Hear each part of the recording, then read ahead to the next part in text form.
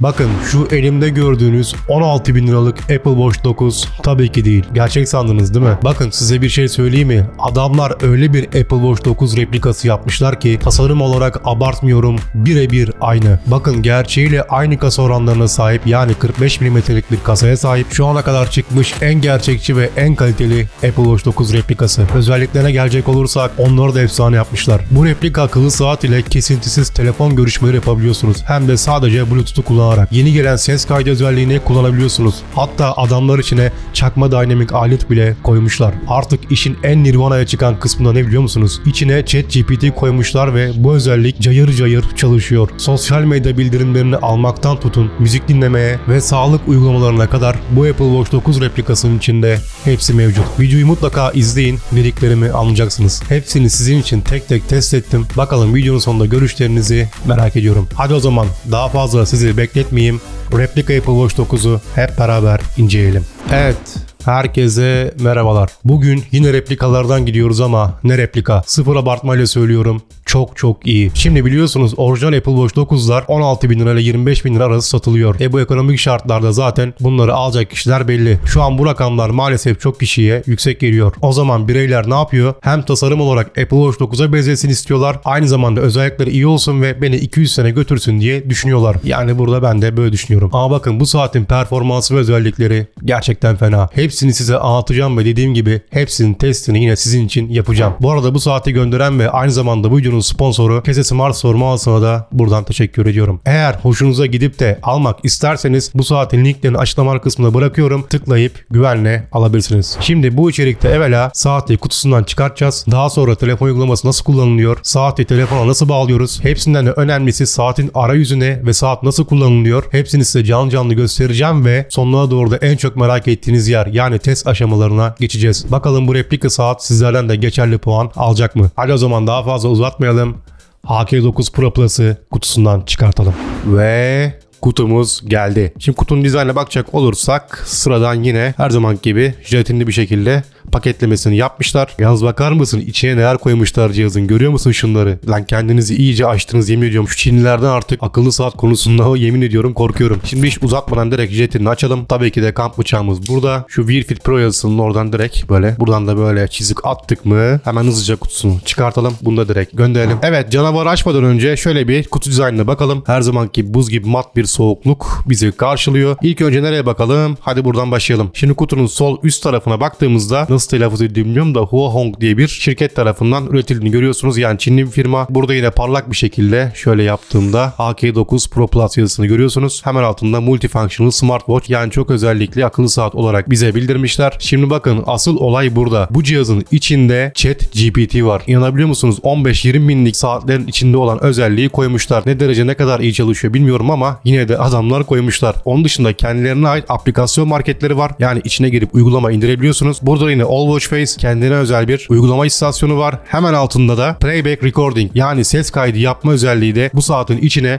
şu Çinliler koymuşlar. Size şu tanıttığım özellikler, öne çıkan özellikleri bakalım birazdan bakacağız. Şimdi kutuyu böyle çevirdiğimizde ise şöyle yapayım, görüyorsunuz. Bakın 45 mm ve titanyum kasa hemen şurada yazıyor. Burada renk seçeneklerini vurgulamışlar. Yani 45 mm özelliğiyle birebir replikasını yapmışlar. Hemen şöyle çevirelim. Burada bir şey yok. Bu tarafa bakalım. Evet, burada da Wear Fit Pro uygulamasıyla çalıştığını görüyorsunuz. Benim bu saatlerde en sevdiğim uygulamalardan biri. Güzel. Bu da başarılı bir saat gibi gözüküyor. Evet, kutumuzun dizaynı bu kadar. Şimdi hadi gelin küçük canavarı kutusundan çıkartalım. Evet, geliyor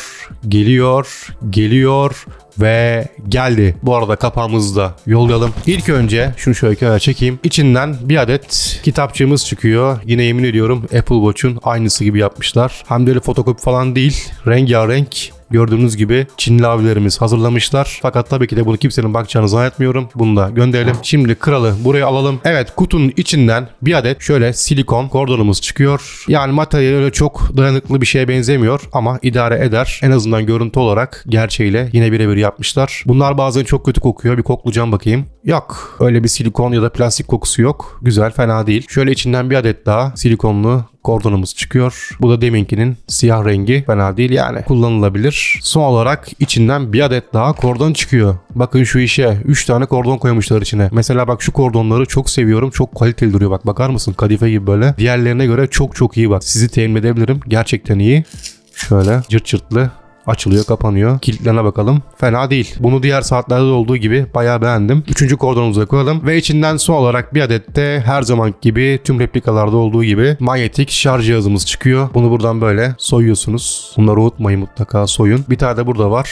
Bunu da buradan çıkartıyorsunuz. Artık bundan sonra cihazınız şarj olmaya hazır oluyor. Size şöyle göstereyim. Manyetik bir şarj cihazımız. Kullananlar bilir, kullanmayanlar için. Bunun üzerine saatinizi koyuyorsunuz ve direkt şarj etmeye başlıyor. Başka yapacağınız hiçbir işlem yok. Tabii ki bu tip A girişinde herhangi bir güç istasyonuna bağlıyorsunuz ve şarj ediyorsunuz. Bunu da kenara koyalım ve gelelim reise. Evet, kutusundan çıkartalım. Bunu da gönderelim. Karşınızda 45 mm'lik Apple Watch 9'un birebir tasarımıyla aynı akıllı saat. Şöyle ilk hissiyat olarak var ya, bak verdiği ağırlık, şu elinizdeki duruşu, yani öyle kesinlikle Çin malı bir saate benzemiyor. Yani dışarıdan görenlerin anlaması çok zor gözüküyor. Evet, buradaki jetimizi de şöyle yavaşça açalım. Abi bakar mısın şuraya? Arka kısmının tasarımına, şöyle yaptığımda ekranın kalitesine, çerçevenin verdiği premium hissiyatına bir bakar mısın? Diyorum bak, her videomda söylüyorum, bu adamlar bu işi yapıyorlar aga. Şurada da bir jetimiz var. Bunu da şöyle çıkardıktan sonra evet, artık saatimiz kullanıma hazır. Şimdi bir ön bakış olarak size şöyle söyleyeyim. Bir kere ekran AMOLED tasarım ve çerçeve gördüğünüz gibi birebir. Ayrıca da 45 mm'lik yine birebir tasarım var. Şöyle saati yan tarafa çevirdiğimde yine gerçek Apple Watch 9'la crown tekerinden tutun, mikrofonundan tutun, yandaki eylem tuşuna kadar aynısını yapmışlar. Mesela kameraya bak, şöyle göstereyim. Buradaki kordon köprüsü, hemen altına baktığımızda sensörlerin dizilişi, bak bilmiyorum gözükecek mi ama şurada küçük tuşun üstünde HK9 Pro Plus yazıyor. Bu tarafa çevirdiğimizde ise burada hoparlörümüz bizi karşılıyor. Yani gerçek Apple Watch 9'a en çok benzeyen saatlerden birisi bu. O kadar replika saat tanıttım. Bu en çok benzeyenlerin en başına geliyor. Dediğim gibi şöyle eline alıp da iyice kurcalamazlarsa anlamaları bence gerçekten güç. Şimdi bu arada size bir şey göstereceğim. Kordonları takmayı bilemeyen arkadaşlarımız var. Hemen ben onları bir göstereceğim. Şimdi bakın, mantık çok basit. Aynı gerçek Apple Watch'larda olduğu gibi bunun da aynısını yapıyorsunuz. Kordonu elinize alıyorsunuz. Şöyle tutuyorsunuz. Saatin kordon kilidine basıyorsunuz. İttiriyorsunuz. Çıt yapıyor ve bu şekilde asla oynamıyor ve hemen yerleşiyor. Dediğim gibi aynı gerçek Apple Watch'lardaki sistem. Kordon hizası bu şekilde olacak. Şöyle yapıyorsunuz. Buradan böyle katlayıp kordon kilit düğmemize basıyorsunuz. Buradan böyle tık diye ötüyor ve artık saatinizi kolunuza takabilirsiniz bu şekilde. Yani sen şimdi uzaktan görsen bu saati, yani replika der misin? Kesinlikle anlaşılması gerçekten güç. Hatta kolda nasıl durduğuna dair size bir göstereceğim. Şunu çıkartalım. Evet, saatimizi kolumuza takalım. Bunu da böyle istediğiniz gibi bileğinize göre ayarlıyorsunuz ve gerçeğiyle birebir Apple Watch 9 replikası kolunuzda duruyor. Baksana ya, ateş etmiyor mu saat? Bence var ya, efsane duruyor. Evet, şimdi isterseniz son kez gelin, kutunun içinden neler çıkıyor tekrar hep beraber bakalım. Bir adet kullanım kitapçığımız, 3 adet kordonumuz, bir adet manyetik şarj aletimiz ve tabii ki de bir adet replika Apple Watch 9'umuz çıkıyor. Nasıl ama? Günden güne daha çok orijinaline benzetmiyorlar mı? Tabii ki de orijinal Apple Watch gibi bir performans göstermesi saçmalık olur. Veya bizim böyle beklentimiz olması birazcık mantık dışı olabilir. Ama eğer replika Apple Watch 9 gibi bir arayışınız varsa ve bunların arasında en iyisini arıyorsanız, bence demin de belirttiğim gibi şu ana kadar çıkmış en iyi Apple Watch 9 replikası olabilir. Her zaman gibi şunu da ekleyeyim. Eğer bütçeniz varsa kesinlikle orijinal cihazı almanızı tavsiye ederim. Hem garantisi var hem de kafanız rahat olur. Eğer sınırlı bütçeniz varsa, bana 200 TL'lik bir saat yeter, kullanıp daha sonra yenisini alacağım ve Apple Watch'a bayağı bir benzesin istiyorsanız HK9 Pro Plus'a bir bakın derim. Evet, şimdi kutumuzu açtığımıza göre artık sıra nereye geldi? Saatin telefon uygulamasını ve arayüzünü incelemeye. Hatta şöyle bir saatimizi de kolumuza takalım, değil mi? Nasıl ama? Şöyle bakar mısın? Böyle göstereyim. Ateş. Tasarım olarak var ya, 10 numara yapmışlar ya. Çok iyi. Evet, videonun hızını şimdi hiç kesmeyeceğim. Hadi gelin şu saati nasıl kullanıyoruz? Telefona nasıl bağlıyoruz? Telefon uygulaması ne alemde? Ve saatin özelliklerine hep beraber bakalım. Evet, saatimiz elimizde. Şimdi telefon uygulamasından önce size saatimizi nasıl açacağımızı bir göstereyim, değil mi? İlk yapmanız gereken, sağdaki crown tekerine elinizi basılı tutuyorsunuz.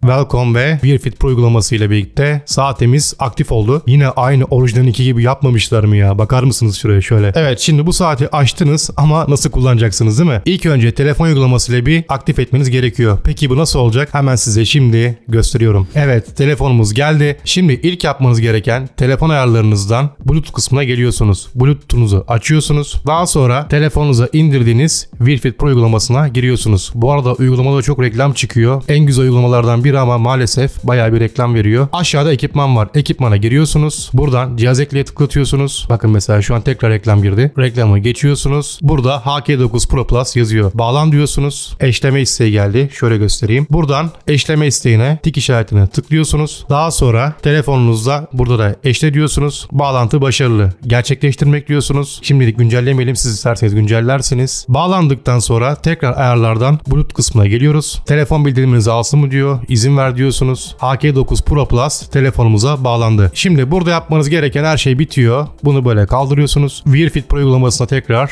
geri dönelim. Şimdi uygulamaya biraz bakalım. En üst tarafta saatinizin bağlamlı olarak simgesini görüyorsunuz. Herhangi bir sıkıntı yok. Hemen aşağısında günlük yaptığınız adımınızı, kalorinizi, mesafenizi buradan kısa yol olarak ulaşabiliyorsunuz. Hemen aşağıda kadranlar var. Buraya tıkladığınızda kadran pazarından saatinize istediğiniz kadranı indirebiliyorsunuz. Böyle bir sürü kadranlar var. Yalnız şöyle bir şey var. Hemen altlarında 0.99 cent yazıyor. Bunlar ücretli, yani $1 civarında. Artık yazmayanlardan birini seçeceksiniz. Bazıları bayağı bir havalı kadranlar. Şimdi aşağılarda bir tane mesela ücretsiz var. Diyelim ki siz bunu beğendiniz ve saatinize yükleyeceksiniz. Kuruluma basıyorsunuz. Kurulma bekleniyor. Hemen tekrar saatimizi alalım. Bakın burada başladı geri sayım. Bu %100'e geldiğinde kadranımız yüklenmiş olacak. Evet, çok da hızlı gidiyor zaten. Başarılı dedi ve kadranımız geldi.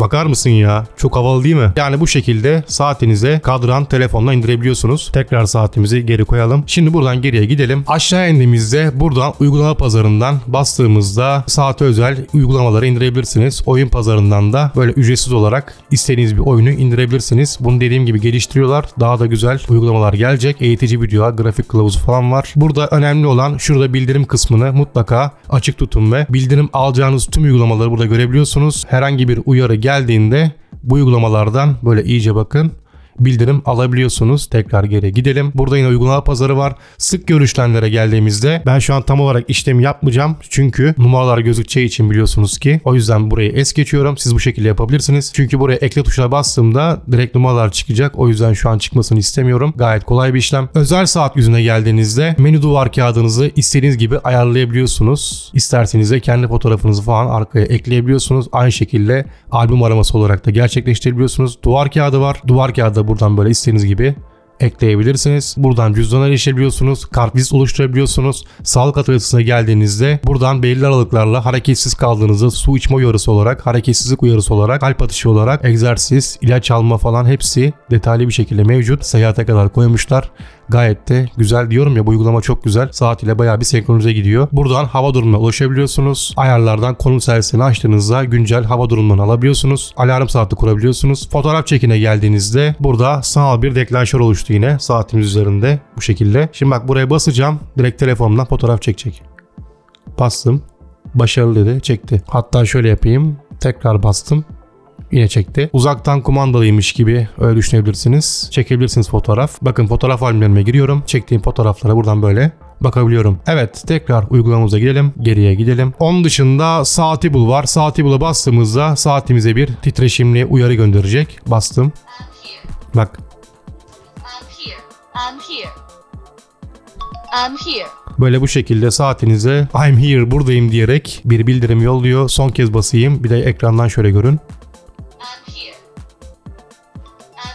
Evet, gördüğünüz gibi bildirimimiz geliyor. Diğer ayarlara geldiğinizde buradan günlük hatırlatma, saatlik nokta ölçümü, saati uyandırma, zaman ayarlaması gibi yine çok detaylı bir şekilde istediğinize göre ayarlayabiliyorsunuz. Comment kısmına geldiğimizde burada böyle kendilerine has bir uygulama tarzı oluşturmuşlar. Bu da yine isteğinize bağlı. Şu an zaten içerikler mevcut değil diyor. Bu da güncelleme alacak bir saatin özelliğinden biri. Yerel müziğe geldiğinizde telefonunuzdan saatinize MP3 dosyalarını aktarabiliyorsunuz ve saat üzerinden telefondan bağımsız olarak müzik dinleyebiliyorsunuz. Bu arada müzik kalitesi de hiç de fena değil. On test aşamalarını size göstereceğim. Bayağı bir başarılı yapmışlar onu da. Plan yönetimine geldiğinizde buradan kendinize herhangi bir takvim gününde kalender olarak oluşturabiliyorsunuz. Altta mobil izin ayarları var. Bakın, saatinizi güncellemeniz gerekirse firmware güncellemesine basıp güncellemeyi buradan indirebiliyorsunuz. Şu an ben tanıtım yapıyorum, o yüzden sonra bunu indireceğim. Yararlı bir güncelleme. Bunları mutlaka güncelleyin. Fabrika ayarlarına buradan geri dönüyorsunuz. Buradan cihaz hakkında bilgileri kontrol edebiliyorsunuz. Buradan cihazınızı silebiliyorsunuz. Onun dışında Micro Life'a geldiğimizde buradan astroloji hakkında eğer merakınız varsa uygulama üzerinden bakabilirsiniz. Benim ilgi alanıma girmiyor, şu an geçiyorum. Egzersize geldiğimizde burada detaylı ve profesyonel bir şekilde yine egzersiz videoları var. İsterseniz bazıları ücretli, bazıları ücretsiz izleyebilirsiniz eğer merakınız varsa. Bunlar çok detaya giriyor, o yüzden ben şu anda kullanmıyorum bunları. Ana sayfaya geldiğimizde burada grafik olarak gördüğünüz gibi aktivitenize, çalışma uzunluğunuza, etkinlik saatlerinize ulaşabiliyorsunuz. Buradan spor kayıtları, uyku, kalp sağlığı, hedef başarısı, kilo yönetimi, kan basıncı, kan şekeri, kandaki oksijen, yorgunluk, solunum hızı, fizyolojik döngüye kadar tüm detaylara ulaşabiliyorsunuz. Evet, son olarak bana geldiğimizde de burada kendi profilinizi görüyorsunuz. Sağlık yönetim sistemi, yıllık hedeflerim, haftalık, aylık raporlarınıza kadar çok detaylı bir şekilde uygulama size bunları veriyor ve bakın çoğu da neredeyse doğruya yaklaşıyor. Çok başarılı yapmışlar bu uygulamayla birlikte bu saati. Buradan ayarlara geldiğinizde hesap ve güvenlik ayarları, gizlilik, sözleşmeli koşullar ve ön belleği temizle diyerek telefonunuza ve saatinizde yer açıyorsunuz. Evet, uygulamamız bu şekilde. Çok detaylı bir uygulama. Gerçekten de güzel. Şöyle bakın, hiç kasmıyor zaten.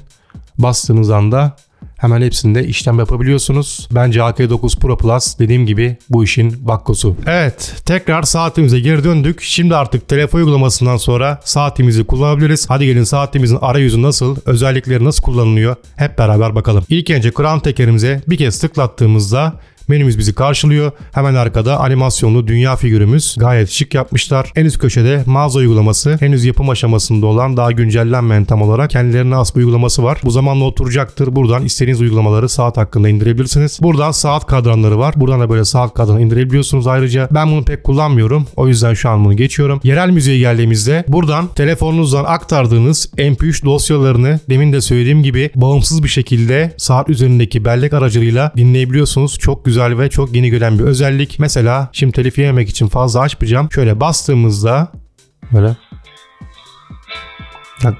bu şekilde böyle müzik çalıyor. Mikrofona yaklaştırayım şöyle. Böyle.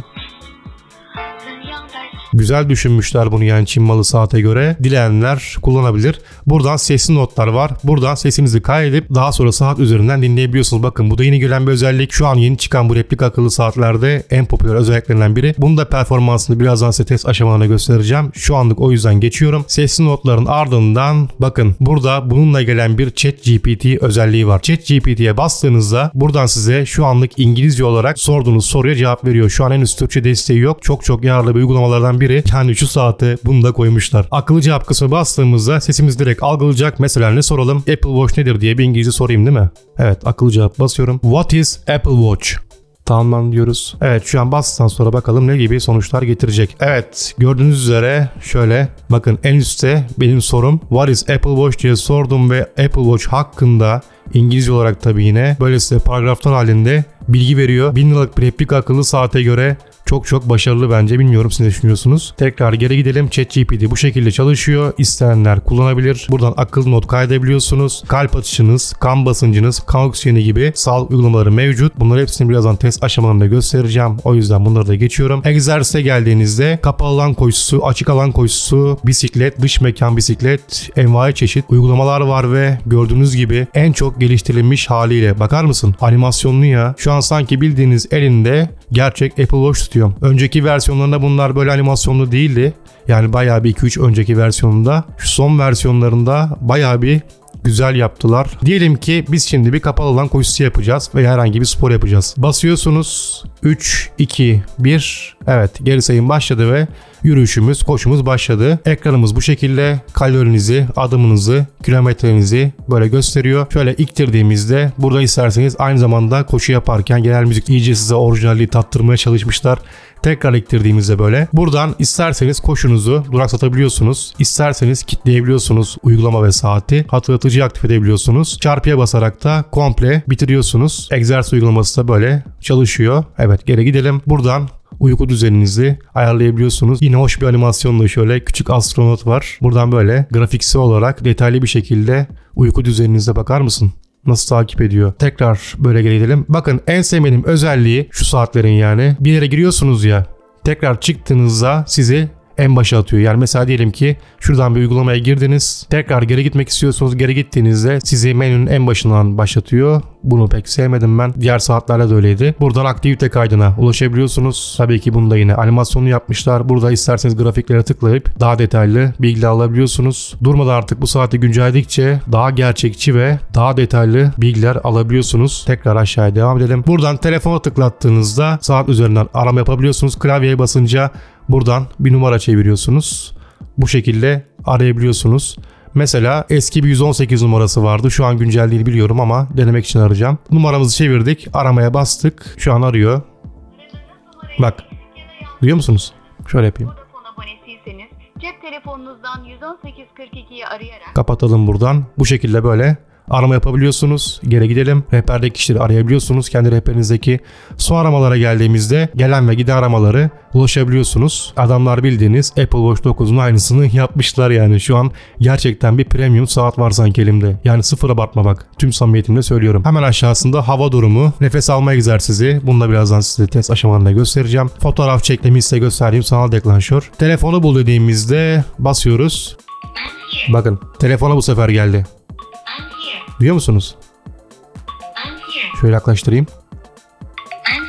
Evet, bu da böyle telefonunuza bildirim yolluyor. Demin saate yollamıştı, şimdi telefona yolladı. Yani en azından evde kaybolmasını önleyebilirsiniz. Hemen altında mesajımız var. Buradan gelen mesajları kontrol edebiliyorsunuz saatinize. Buradan takvime ulaşabiliyorsunuz. Hemen altında ayarlar var. Zaten şimdi ayarlara gireceğim. Burada oyun var. Onun altında sayaç, hesap makinesi, su boşaltma. Eğer saatinizin içine su kaçarsa titreşimler yollayıp saatinizdeki suyu dışarı çıkmasını sağlıyor. Kronometremiz, uyarı alarmımız, sesli asistanımız. Buradan sesli asistanı aktif edebiliyorsunuz ve kontrol edebiliyorsunuz. Videoyu uzaktan kontrolle buraya bastığınızda herhangi bir videonuzu buradan uzaktan kumanda edebiliyorsunuz, durdurabiliyorsunuz. Örneğin YouTube'dan bahsediyorum. Like atabiliyorsunuz, ileri sarabiliyorsunuz, sesini açabiliyorsunuz. Bunu da YouTube, Instagram videoları için güzel kullanılabilir bir uygulama yapmışlar. Daha önce denemiştim. Gayet iyi çalışıyor. Aşağıda uçak savaşı oyunumuz, nefes alma hızımız falan, kan şekerimiz, kartvizit klasörü, pusula gibi bayağı bir içinde özellik barındırıyor. Bunların bazılarını birazdan size göstereceğim. O yüzden şu an es geçiyorum. Bir de son kez şu oyunlardan bir tanesine bakacağım. Uçak savaşına gelelim. Evet, oyunumuz başladı.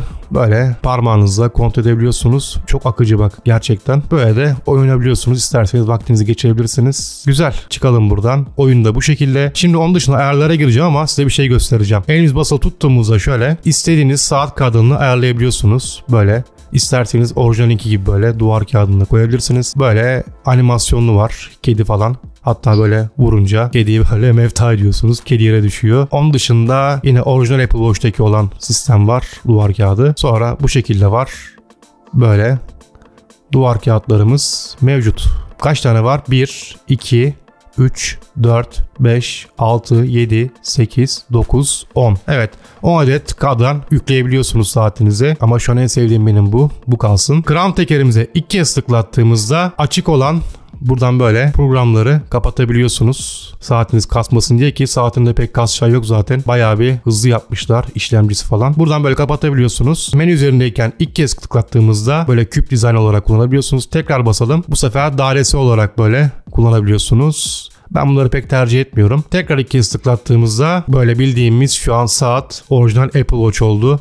Ve şu akıcılığa bakar mısın? Bak bak. Şu akıcılığa bak. Bunu çoğu kişi bu şekilde kullanıyor. Ben bunu görüntü olarak seviyorum ama liste halindeki görüntü en güzeli. Tekrar iki kez tıklattığımızda yine petek menümüz bizi karşılıyor. Şöyle yaptıkça yakınlaşıyor. Böyle yapınca uzaklaşıyor. Tekrar yakınlaştırabiliyoruz böyle. İstediğiniz gibi ayarlayabiliyorsunuz. Tekrar basalım. Evet, liste haline geldik. Benim en çok sevdiğim menü stili bu şekilde. Onun dışında hemen altındaki tuşa bastığımızda bir kez bizi böyle menümüz karşılıyor. Hızlı menüsü bu. Buradan Bluetooth ayarınıza ulaşabiliyorsunuz. Burada bileğinizi kaldırdığınızda saatinizin, yani şu şekilde yaptığınızda aktif olmasını sağlıyor. Saatinizin şarjını gösteriyor. Buraya basarak hep açık ekranı aktif ediyorsunuz. Altında barkodumuz, burada gece modu. Düzenlediğinizde buradaki alttaki herhangi bir uygulamayı üst tarafa aktarabiliyorsunuz. İşte parlaklıktır, ayardır falan. Mesela şu ayarı ekleyelim. Ayar çünkü kullanabileceğimiz bir uygulama. Evet, ayarımız buraya geldi. Buraya basıyorsunuz, geri gidiyorsunuz. Tekrar bastığımızda yine hızlı menümüz bizi karşılıyor. Evet, artık hazır buraya girmişken bir ayarlara girelim. Ayarlar Ayarlar kısmında da neler varmış bakalım. Şimdi burada kişisel bilgilerinize bastığınızda burada kendiniz hakkında ağırlığınızı, kilonuzu falan uygulama üzerinden ayarladığınızda hepsi burada çıkacak. Buradan ulaşabiliyorsunuz bunlara.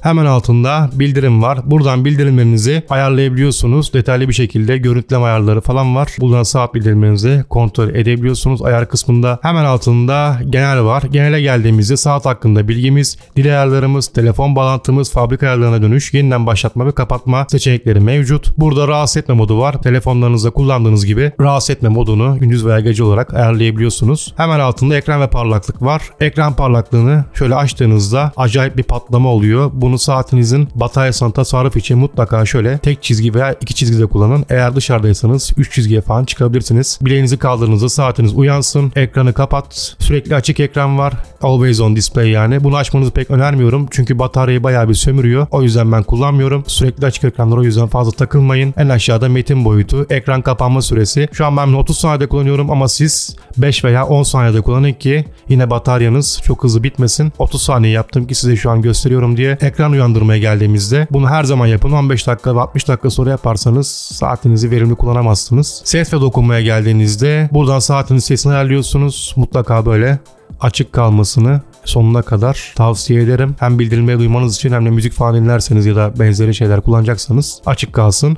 Arayan zil sesi aktif olsun. Dokunma yarısı. Burada varsayılan dediği saatinizin titreşimi. Bunu güçlüye aldığınızda saatiniz daha çok titriyor. Varsayılan dediğinizde bir tık daha altında titriyor. Varsayılan olarak kalsın. Bunun altında da böyle sistem ipucu sesi falan var. Çok fazla detaya girmeyeceğim. Zaten sizin kullanımınıza kalmış artık gerisi. Buradan saatinizi isterseniz parola koyabiliyorsunuz. Tuş tanım dediğinde tuş tanımına bastığınızda saatinize çift tıkladığınızda veya uzun bastığınızda hangi aksiyonu alacağını siz belirliyorsunuz. Mesela çift tıkladığımda isterseniz bunu kan basıncı, kan oksijeni, stres, aktivite kayıt, telefon, yerel müzik, hava durumu, alarm gibi uygulamalara kısa yol olarak ulaşmasını sağlıyorsunuz. Uzun basmadan aynı şekilde ayarlayabiliyorsunuz buradan. Buradan pilinize bakabiliyorsunuz saatinizin. Şu an %44 pili var. Yine altta grafiksel olarak ulaşabiliyorsunuz. Buradan saat ayarınızı yapabiliyorsunuz. Ayrıca bakın her geri gidişimde tekrar başa atıyor gördüğünüz gibi. O yüzden bu saatin bu özelliklerini hiç sevmiyorum. Buradan uykuya, egzersizinize, kalp atışınıza ulaşabiliyorsunuz. Menü teması dediğimde demin size gösterdiğim menü temalarına böyle küçük kutucuklar halinde ulaşıp isterseniz bu şekilde de değiştirebilirsiniz. Tabii size kalmış bu da. Bakın hemen altında dinamik ada koymuşlar. Bu dinamik ada mesela bu saatlerde gelen en yeni özelliklerden biri. Bu arada dinamik adayı size birazdan göstereceğim. Tasarruf modu, yardım kılavuzu gibi özelliklere ulaşabiliyorsunuz. Elinizi yukarıdan aşağı çektiğinizde bildirim, sağdan sola, sağlık uygulamaları, soldan sağa küçük kutucuklar halinde tekrar kısa yoldan ayarlara ulaşabiliyorsunuz. Aşağıdan yukarı ittirdiğimizde buradan da böyle widgetler halinde aktivitelerinizi, alarmınıza, sayacınıza, hava durumuna ve saate ulaşabiliyorsunuz. Onun dışında da şu anlık başka size açacağım bir şey yok. Saatinizi kapatacağınız zaman elinizi basılı tutuyorsunuz. Kram tekerine şöyle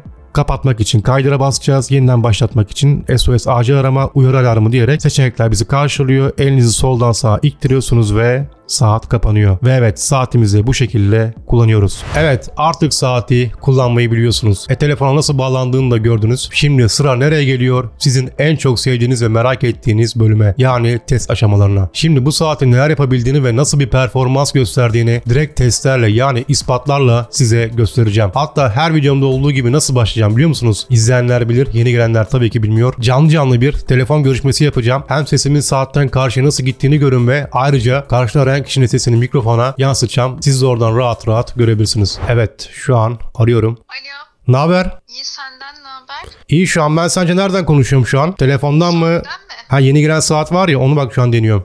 Kolay gelsin. Sesin nasıl geliyor, doğru söyle. Net geliyor. Senin sesin bak var ya şu an çok iyi geliyor bak saatte. Hatta şu an mikrofonu tutuyorum insanlar da görsün diye.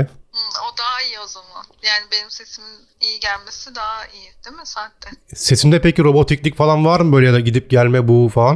Yok, hayır, hiç yok. Hadi ya. Şöyle bir mikrofon tutacağım, bir sayım yapsana şöyle, 1, 2, 3, 4, 5, 10'a kadar. 1, 2, 3, 4, 5, 6, 7, 8, 9, 10. Sesim var ya bak, yemin ediyorum çok net geliyor yani. Pürüzsüz mü? İyi. Çok pürüzsüz yani. Sevindim. Yine yapmışlar bu Çinliler, yemin ediyorum. İyi bari. İyi o zaman, hadi sağ ol, görüşürüz. Tamam, kolay Hadi iyi akşamlar, sağ ol. Ne diyorsunuz bu işe? Siz de benle beraber canlı gördünüz. Karşı tarafın sesi çok iyi geliyor. Aynı zamanda sesim de karşıya bayağı bir iyi gidiyormuş. Tabii ki de bunu böyle bırakmayacağım. Şimdi size hepsini yaptığım tüm testlerini göstereceğim. Böylece sesimin karşıya nasıl gittiğini ve saatin geri kalan tüm performanslarını, müzik dinleme, ses kaydı özelliği, gecikme süresi, sağlık uygulamaları, size hepsini şimdi gösteriyorum. Hadi o zaman gelin test aşamalarına geçelim.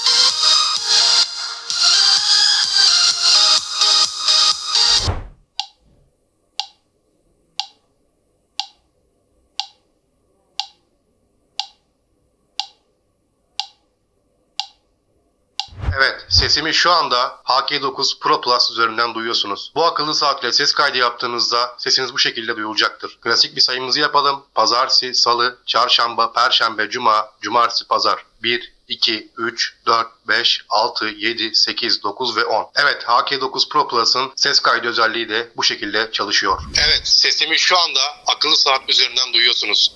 Karşı taraftan telefon aradığınızda akıllı saat üzerinden sesiniz bu şekilde duyulacaktır. Şu an hafif gürültülü bir ortamdayım. Tekrar bir sayım yapalım. Pazartesi, salı, çarşamba, perşembe, cuma, cumartesi, pazar. 1, 2, 3, 4, 5, 6, 7, 8, 9 ve 10. Evet, akıllı saatin telefon ile görüşme performansı da bu şekilde çalışıyor.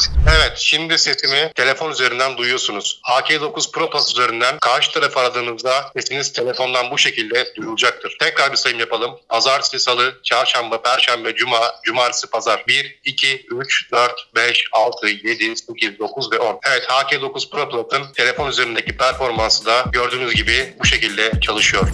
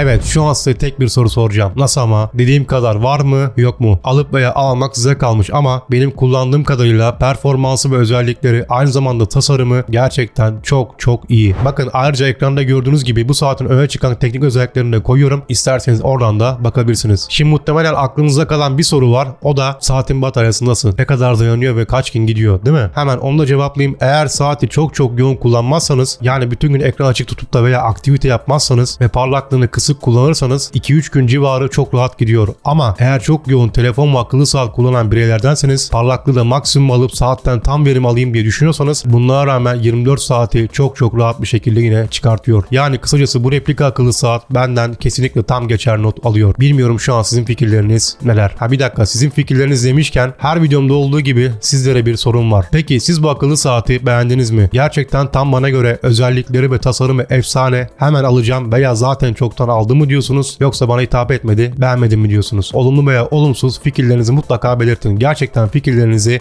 merak ediyorum. Ve ayrıca demin de belirttiğim gibi eğer almak isterseniz açıklama kısmında saatin linklerini koyuyorum. Tıklayıp güvenle alabilirsiniz. Evet, artık yavaş videomuzun sonuna geliyoruz ki benim amacım merak ettiklerinizi alın. Aklınıza bir soru işareti kalmasın. Gerisi önemli değil. Yalnız sizden bir isteğim var. Eğer bu video size yararlı olduysa mutlaka kanalıma abone olmayı, hemen yanındaki bildirim çanını açmayı ve ayrıca beğenmeyi de unutmayın. Siz beğenip yorum yaptıkça bu video sizin gibi bireylere de önerilecek ve onlarla yararlanmış olacaklar. O yüzden unutmamanızı tavsiye ederim. Dedikten sonra şimdilik bana müsaade. Bir başka inceleme videomuzda görüşmek üzere. Kendinize çok iyi bakın. Teknolojiden uzak kalmayın.